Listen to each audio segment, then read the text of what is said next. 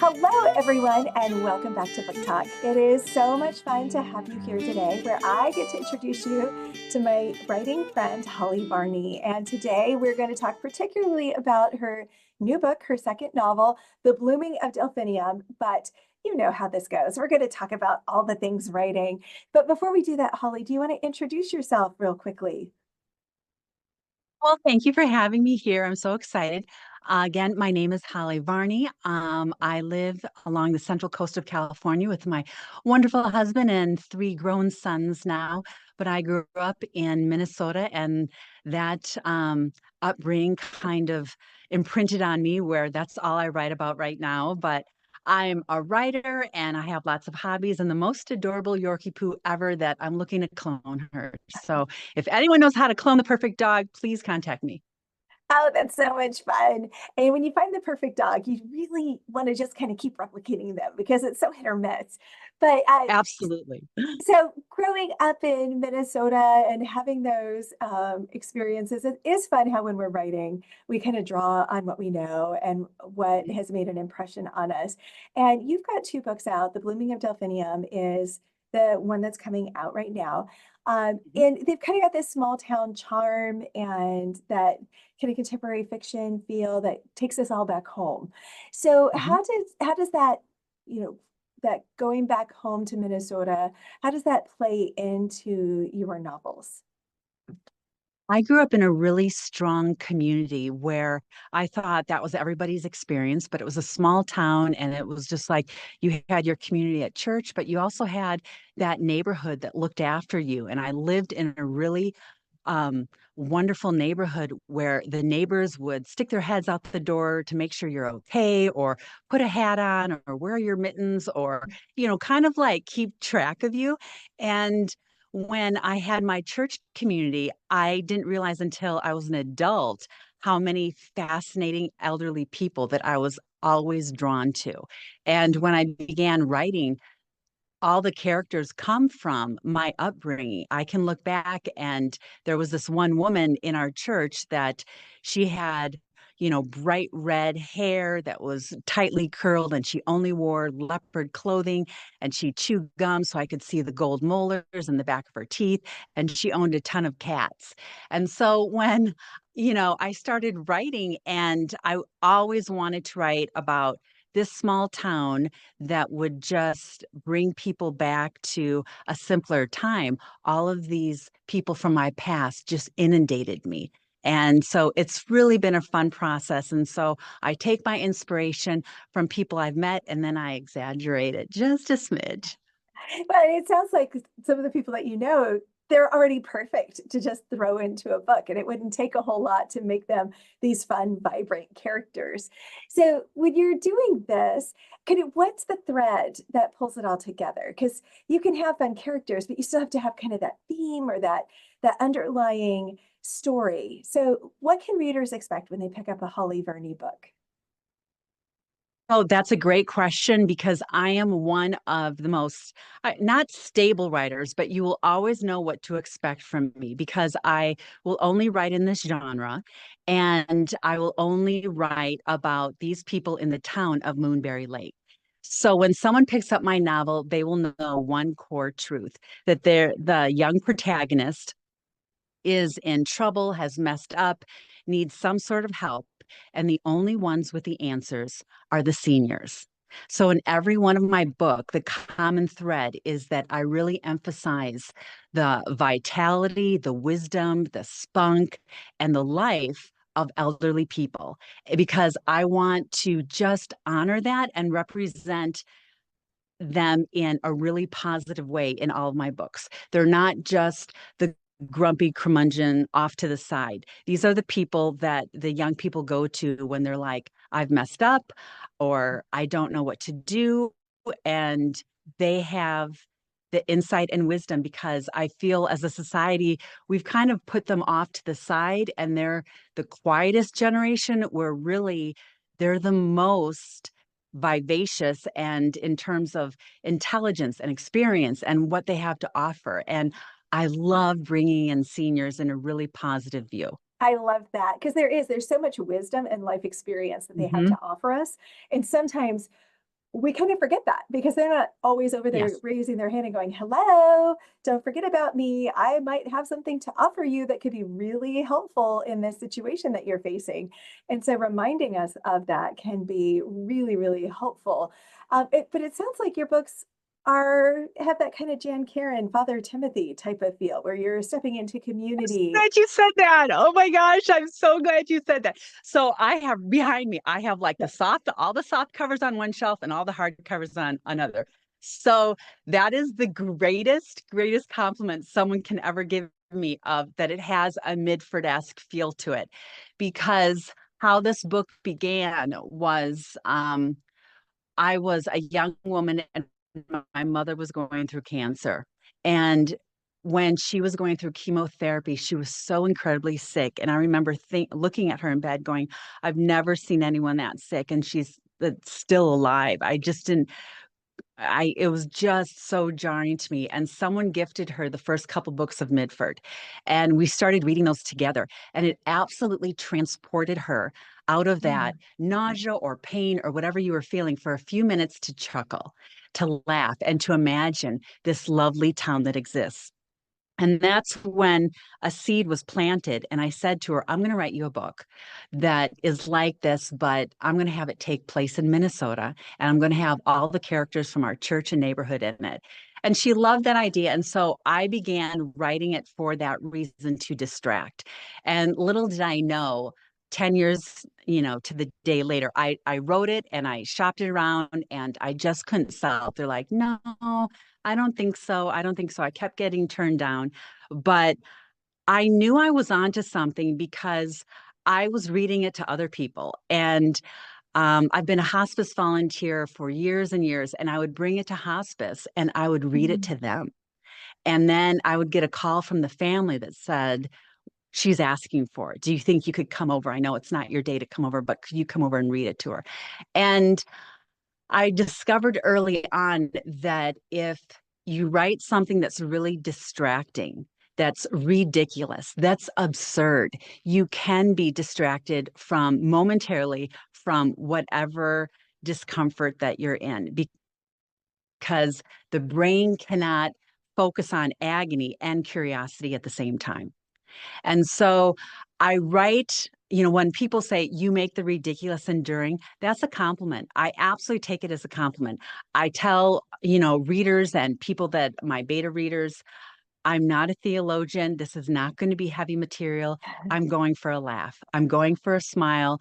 And I love being the writer of the ridiculous. And so in The Blooming of Delphinium, this is a side character that I introduced in the first book on Moonberry Lake, and she owns this flower shop. It's in trouble. These seniors from the nursing home kind of descend upon her and decide they're going to save it.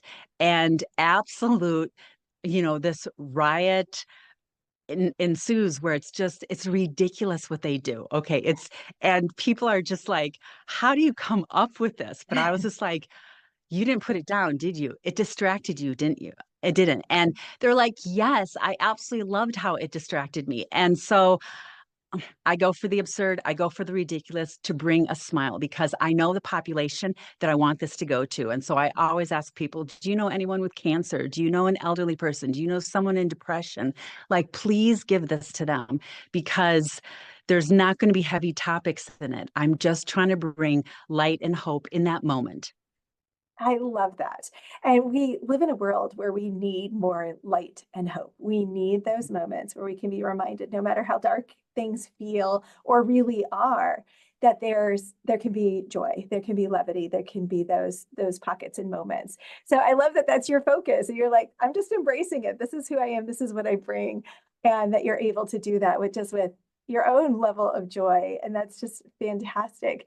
But tell us a little more about The Blooming of Delphinium, because the cover and everything's just delightful. And you have a flower shop and you've got this young woman who's trying to make this business work and it's struggling. And here come the seniors to save the day. Here come the seniors to save the day. And for people that read the first book, they're going to understand why I just value and honor these seniors in the age and um, the experience that they have coming forth. So all of these people descend upon her, and she did not ask for it. She's like, what are you all doing here? Because she knew one senior, and he kind of like brought his friends, and now all the seniors are like, we want to hang out in your back, in your back room. And she's like, this is a business. I have to run a business. They're like, we'll help you, but we want to play poker in the cooler. And then they decide they're going to make, that they're having so much fun. They're like, what if we did a hunger strike at the nursing home? She's like, that's a terrible idea. You cannot go on a hunger strike. They're like, it's no fun over there. It's fun over here. And so they're starting to come up with these ridiculous demands, of course, right? Like, we want salsa dancing, we want a sushi bar, which brings the director of the nursing home over to the shop. And he's like, they are making my life miserable. And so he's very businesslike, very uptight. It's opposites, absolutely opposites, but in the end, opposites attract always.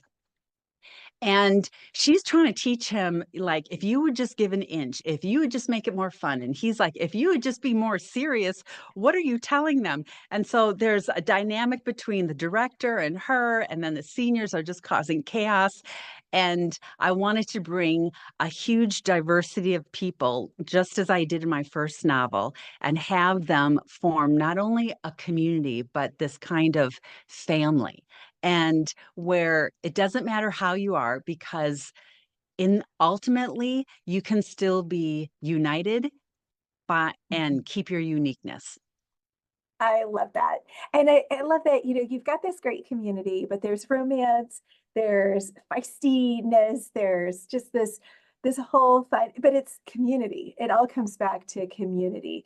And I think that's something that people are really hungry for right now. We can feel like we know a lot of people, but we're not known. And so when a book can step in and almost model, okay, this is what it's like to actually be known anymore, and to have people come alongside you and fight for you and kind of nudge you along. And it feels like a Greek chorus. Like, it's reminding me of like IQ in some ways. I don't know if you remember that old Meg Ryan movie, but uh, just that here's the old people coming along to nudge you towards what you should want anyway. And it's just Exactly. delightful and fun. So there's also what I would call like a hint of spiritual fantasy to this. How did that come about? Okay, so there's just a hint of it, because this isn't a fantasy book. And some people are like, I really wanted that accentuated. And I was like, no. And so I always love to take one character. And first of all of the women show strength. I always have very strong female characters throughout the book. And I like the idea that women possess just different abilities and gifts. And so in the first book, on Moonberry Lake, it opened with her mother knew when someone was going to die and when someone was pregnant. Okay. And that came about from my mom, of she could look at someone and be like, they're dying. I'm not kidding you. It was just, we're like, stop. She would be in church. That's where it came from. Or one time when I had gotten married, and I came back to visit, and she looked at me, she's like, oh, you're pregnant. Oh my gosh, you're pregnant. I was like, I am? I didn't know that. And so in Delphinium, when it came, Delphinium could identify the wickedness or goodness of a person by their scent. And so I gave her the ability to smell certain scents on people. Okay. Mhm. And it's just, a floral scent. And I believe we all possess it, because I know that I read the study where if you throw a pile of t-shirts from different moms in the center of a room and let the babies loose, they will always find their own mother's t-shirt. Okay. And I love the way my husband smells. That was one of the things that attracted me to him, was I loved his scent. And so that line came to me when I was just like vacuuming one day, and I quick wrote down, I'm like, that's it. That's what she Mhm. can do. She can smell scents on people. And the research that I did for this book was, when you delve into the meaning of flowers. Well, I had no idea. I know that, like, oh, different colors of roses mean different loves. Is it friendly love? Is it passionate love? Is it, but I had no idea that, these flowers mean, grief. You're a team. You like to collaborate. You are friendly. You are an introvert. You're an extrovert. I mean, the flowers the meanings just blew my mind. And I got in book after book. I was like, some were repetitious, some contradicted each other. So I was like, I can play in this.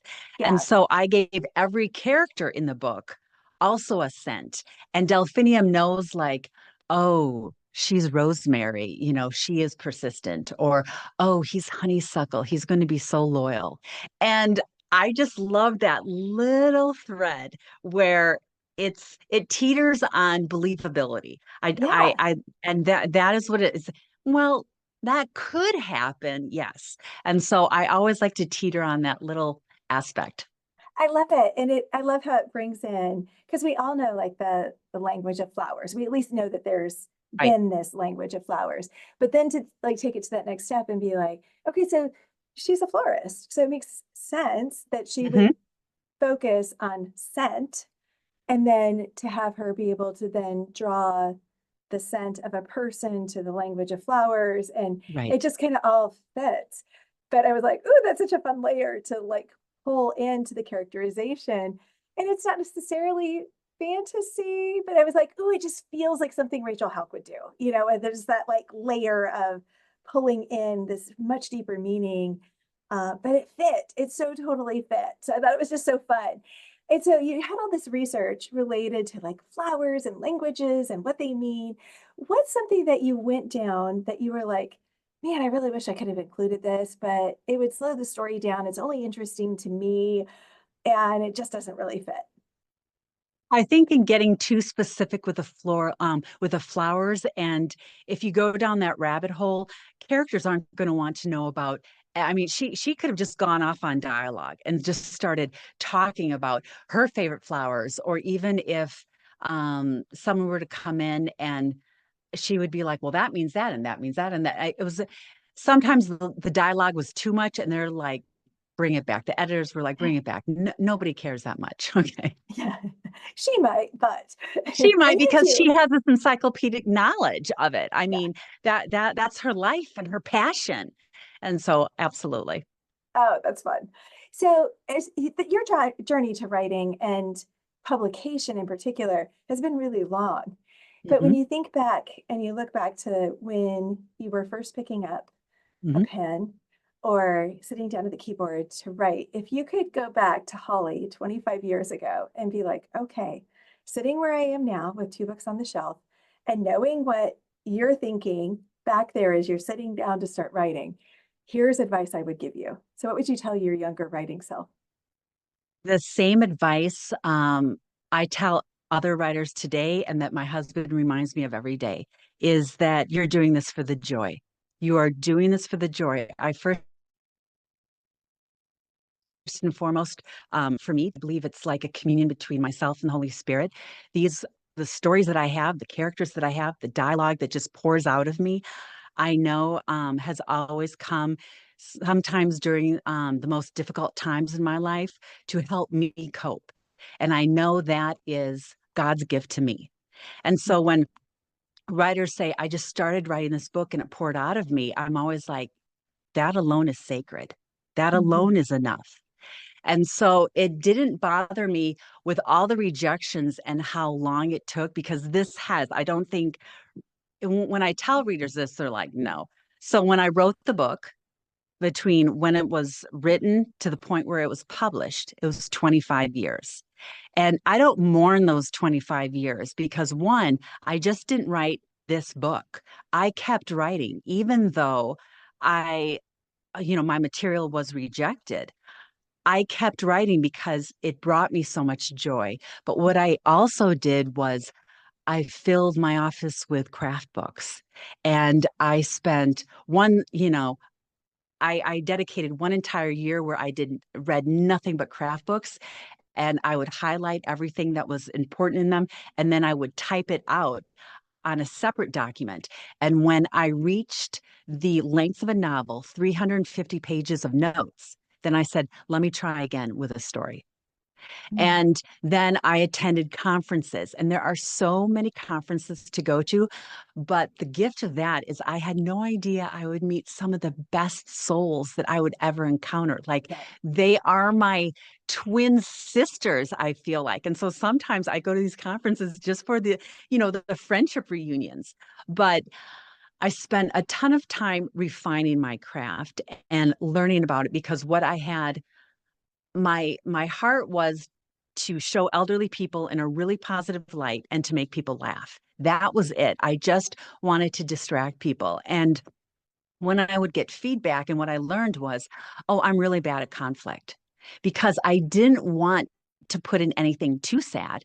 And I absolutely will never write, violence or anything that keeps you up. My hope is that Yeah. you go to sleep smiling and not like worried about one character or something. So I had to work on conflict and inserting that in certain places while still keeping the upbeat, ridiculous absurdness of the entire book. So, yes, it's been a long journey, but you just say, okay, you have to have a student mentality and say, Mhm. I'm going to keep learning. But my husband always says, if you're not smiling, get out of there. Just stop writing because what is this all about? This is about, I love doing this and I do it with so much joy. And I hope that's reflected in the pages. I love that. And there's so much gold in everything you just said about the process and staying teachable and the way you approach it. That's just gold. So when you think about writing, what's your biggest challenge as an author? My biggest challenge is that the comparison is the thief of joy. Oh my goodness. When I see what certain authors or other authors are doing on social media, and I'm like, I can't do that. Okay. And I just say, be you. Just Mhm. absolutely be you. Know your strengths and weaknesses. And I'm very open about it. And with my writing friends, and I look at that. And I also sit down with my family and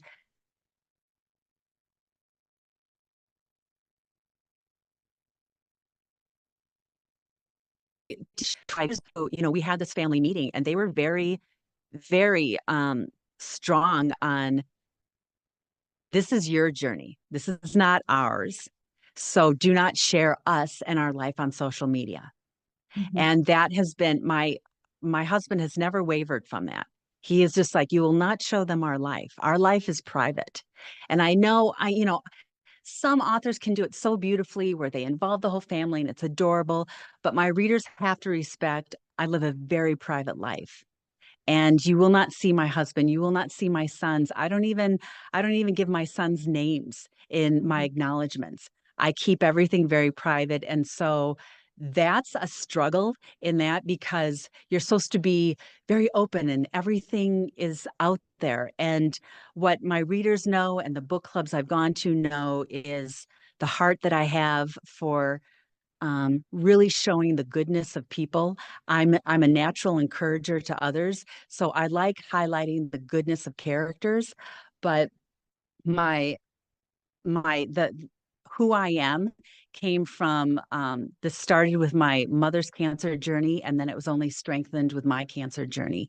And so, because I'm a cancer survivor, I have a very very special outlook of who I'm trying to reach and why I'm reaching them. And I never deviate from that. Yeah, I love that. And it's just clear you're laser focused. This is why I'm Mhm. doing it. This is who I'm trying to reach and what I'm trying to do. And that's my purpose. And so that's a beautiful thing to watch and to listen to. So, where can people connect with you? Where can they learn more about you and your books um, in a way that's uh, easy for them to access and stay up to date with you and what you're doing? Great question. So I have a wonderful website that's just hollyvarni.com. And on it, you can subscribe. I hardly ever send anything out. I really do not ever inundate you with news of my life because, again, I don't share it. But I have a great website. I'm on all the social media platforms, but also I have this podcast that is called Moments from Moonberry Lake. And within every one of my books, I've taken so many years to really refine my brand. And so within every book, there is a town newspaper, and it's called Sightings and Satire, and it's little snippets of what's happening in Moonberry Lake. And then there's an elderly character called Martha, and she's just sharing her wisdom on aging and how things are different from when she was a child, and just her take on funny little things now versus then, right? Yeah. And I started writing these for a group of women in their 70s and 80s during the pandemic, just to cheer them up. And I was reading these to them, and they would be like, I wish these were recorded. And I was like, well, okay. And then they started calling me at night and saying, I can't sleep. Could you read me a Martha? And I was like, this is getting out of control. And so I started a podcast where it's just moments from Martha. And when I run out of those, I'm going to do snippets from the newspaper, because so many people were just like, I just want to hear the newspaper. I just want to know what's going on today. And I was like, okay. So I carry that on through the podcast, but really, I hope people look for me on Instagram and Facebook. And if you ever email me through my website, I always respond. I love that. Well, thank you so much for joining me, and congratulations on the release of The Blooming of Delphinium. I think now that readers have had a chance to meet you and hear more about the book in your heart, they're going to want to race out and get it wherever books are sold. Thanks again for joining me, Holly. Thank you so much.